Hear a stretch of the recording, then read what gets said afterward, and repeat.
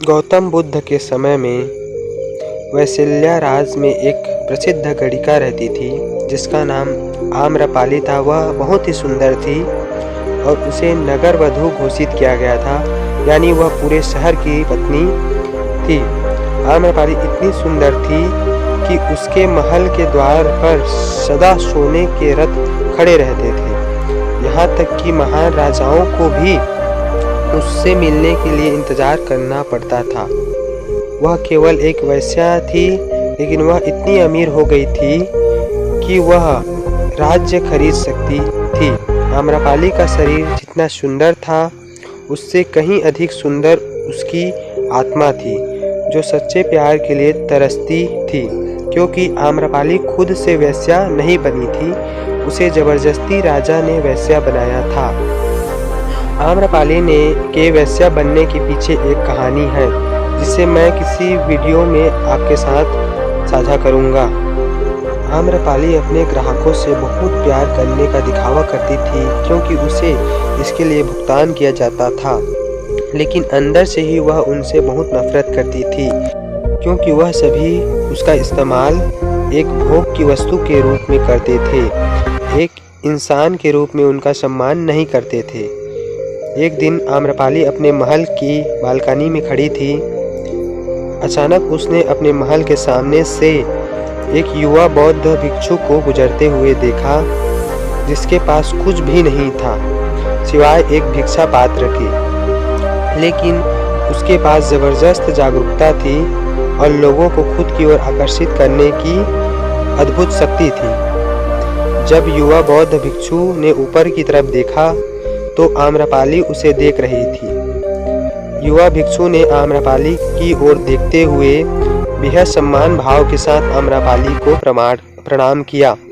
आम्रपाली एकटक उस युवा भिक्षु को देखती रही और पहली बार आम्रपाली के हृदय में प्रेम का उदय हुआ था, क्योंकि पहली बार किसी ने आम्रपाली को सम्मान की नजरों से देखा था। किसी ने पहली बार उसे इंसान होने का एहसास दिलाया था।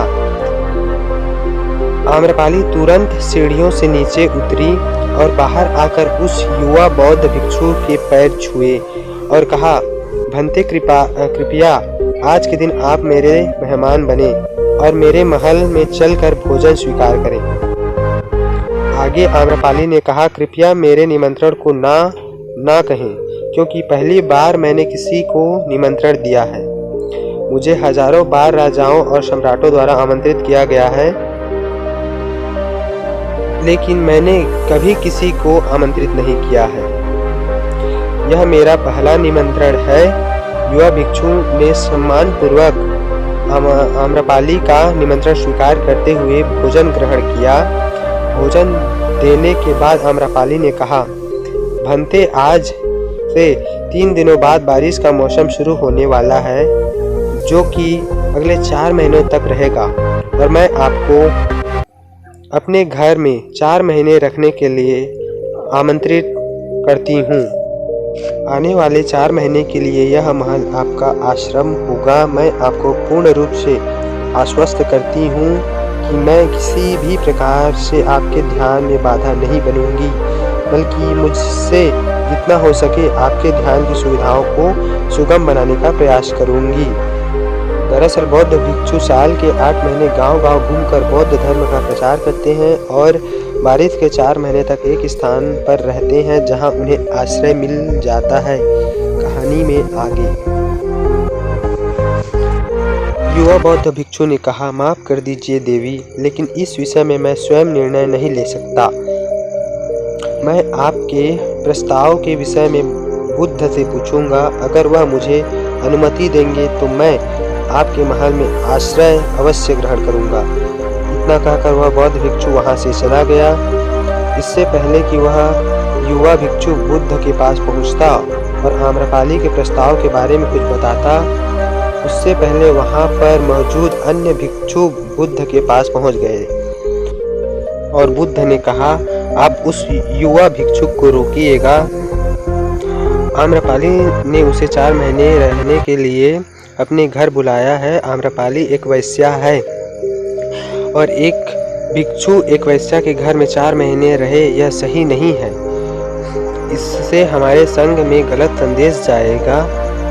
बुद्ध ने कहा, कृपया आप लोग शांत हो जाएं और उस भिक्षु के आने की प्रतीक्षा करें। थोड़ी ही देर बाद वह भिक्षु बुद्ध के पास आया, बुद्ध के पैर छुए और उन्हें पूरी कहानी सुनाते हुए कहा, बुद्ध नगर की एक आम्रपाली नामक महिला ने मुझे बारिश के 4 महीने अपने घर पर रहने के लिए आमंत्रित किया है। मैंने उसके निमंत्रण का अभी कोई जवाब नहीं दिया है। मैंने उससे कहा है कि अगर आप मुझे उसके घर रहने की आज्ञा देंगे तभी मैं उसके घर पर रहने के लिए जाऊंगा। अतः बुद्ध, आप जो कहेंगे मैं वही करूंगा। उस युवा भिक्षु ने आम्रपाली के विषय में वेश्या शब्द का प्रयोग न करते हुए केवल महिला शब्द का प्रयोग किया। बुद्ध ने उस युवा भिक्षु के आंखों में देखा और कहा, तुम कर रहे हो। तभी अचानक बूढ़ा भिक्षु खड़ा हुआ और बोला कि बुद्ध, यह सही नहीं है। यह युवा भिक्षु एक सच्चाई छुपा रहा है। इसका कहना है कि एक आम्रपाली नामक की महिला ने अपने घर में रहने के लिए आमंत्रित किया है, लेकिन वह एक महिला नहीं है, वह एक वैश्या है। बुद्ध ने कहा, मैं जानता हूँ, और क्योंकि इसने वैश्या शब्द का प्रयोग नहीं किया है, इसका अर्थ है इसके मन में उसके लिए सम्मान का भाव है, इसलिए मैं उसको वहाँ रहने की अनुमति दे रहा हूँ। वहाँ मौजूद हजारों भिक्षुकों को विश्वास नहीं हो रहा था कि बुद्ध ने एक युवा भिक्षु को एक वैश्या के घर में रहने के लिए अनुमति दे दी है। अगले 3 दिनों बाद वह भिक्षु आम्रपाली के घर रहने के लिए चला गया। उसके जाते ही वहां पर उपस्थित अन्य भिक्षु उसके विषय में तरह तरह की बातें करने लगे। बुद्ध ने सभी को शांत करते हुए कहा, मुझे उसके ऊपर विश्वास है। मैंने उसकी आंखों में देखा है कि उसके भीतर तनिक भी भोग की इच्छा नहीं थी। अगर उस भिक्षु का ध्यान गहरा है तो वह आम्रपाली के हृदय को परिवर्तित कर देगा, और अगर भिक्षु का मन ध्यान गहरा नहीं है तो आम्रपाली अपने शारीरिक आकर्षण से भिक्षु को परिवर्तित कर देगी। यह एक प्रश्न है ध्यान और शारीरिक आकर्षण के मध्य, जिसका उत्तर हमें 4 महीने बाद मिलेगा।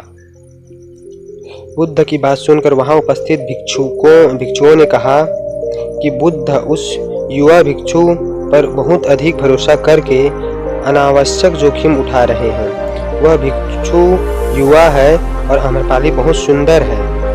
समय प्रारंभ हुआ, वर्षा ऋतु आई, 4 महीने बीते और युवा भिक्षु वापस आया। उसने बुद्ध के पैर छुए और उस युवा भिक्षु के पीछे आम्रपाली भी आई। उस युवा भिक्षु ने आम्रपाली का बुद्ध से परिचय कराते हुए कहा, बुद्ध, यह आम्रपाली है और यह आपसे दीक्षित होना चाहती है। यह एक अनोखी महिला है। यह न केवल सुंदर है बल्कि इसकी आत्मा इतनी ही शुद्ध है जितनी आप कल्पना कर सकते हैं।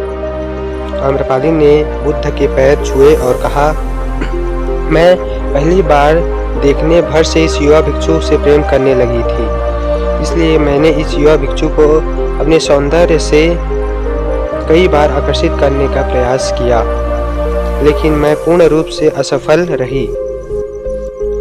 इसके बजाय इस युवा भिक्षु ने मुझे ध्यान के प्रति जागरूक किया और यह एहसास कराया कि वास्तविक जीवन भोग नहीं अपितु ध्यान है।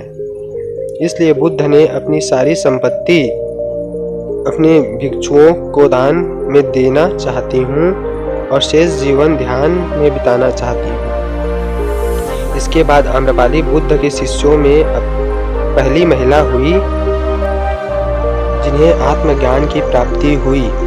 बुद्ध ने अपने पंथ के सभी शिष्यों से कहा, यदि तुम वेश्याओं की संगति से डरते हो तो वह उस डर का उस वेश्या से कोई लेना देना नहीं है, बल्कि वह डर तुम्हारे बेसुध मन की उपज है, क्योंकि तुमने अपनी कामुकता को दबा दिया है और कामुक ऊर्जा को दबाया नहीं जा सकता, इसे केवल रूपांतरित किया जा सकता है। अगर आप में भी स्त्री के प्रति आकर्षण है जिसे आप दूर करना चाहते हैं तो हमारे बनाए हुए इस वीडियो को देखिए, जिसका लिंक मैं डिस्क्रिप्शन में दे दूंगा। आने वाले अगले वीडियो के लिए चैनल को सब्सक्राइब कीजिए। आप लोगों का बहुत बहुत धन्यवाद इस कहानी को इतने तसल्ली से सुनने के लिए।